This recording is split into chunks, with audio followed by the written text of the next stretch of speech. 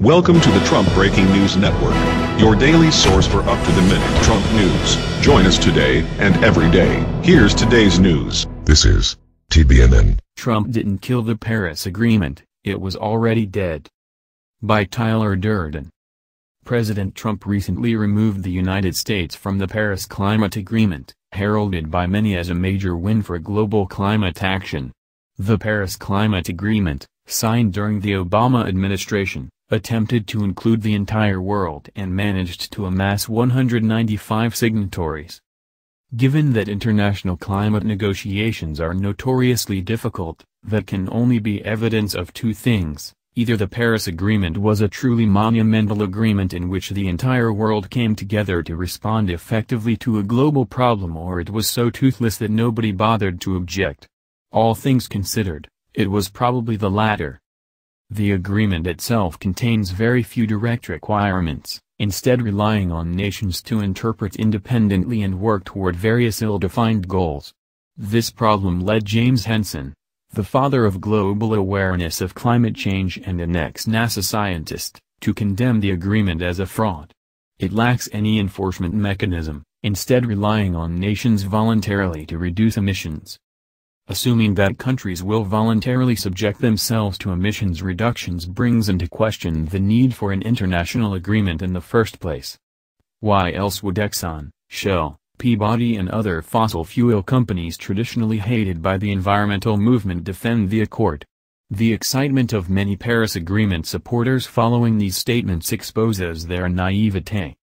People worldwide lauded the accord for including 195 countries, but the inclusion of so much of the developing and undeveloped world may have neutered the agreement.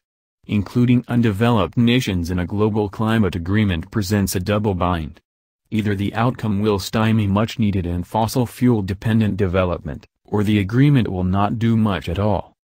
The Paris Agreement, again, took the latter approach by failing to make meaningful change. The agreement's already vague and unenforceable requirements for developed countries are even more diluted for lower-income countries. Interest in the agreement among many low-income countries likely stems from the $100 billion earmarked for payouts to assist in adaptation and mitigation. Yet even the source of these funds are up in the air, with international public pledges still well beneath the agreed-upon amount. If the money does materialize, the agreement fails to outline any monitoring to make sure funds are used appropriately or mechanism for their transmission.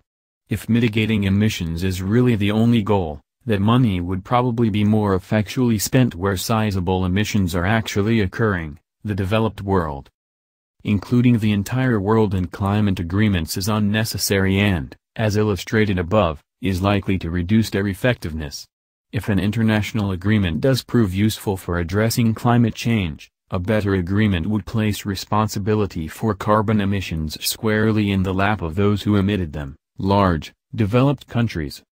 The United States and European Union alone are responsible for more than 50% of emissions since 1850. Thus, there's no reason to complicate negotiations with a worldwide agreement, nor to add to the developing world's biggest challenge of tackling poverty. If less developed nations are considered at all, it should be to carve out room for their emissions to grow as they develop. The Trump administration's decision to leave the Paris Agreement may have ramifications such as straining diplomatic relationships, but the claim that Trump is undoing the ultimate solution to global climate change cannot be justified by a plain reading of the agreement's text. Hand-wringing over the United States' exit fails to recognize that the Paris Agreement is more of a symbolic vanity project for world diplomats than an actionable plan for addressing climate issues. That's the news. Join us here every day. Be sure to subscribe and click the bell. See you next time. This is TBNN.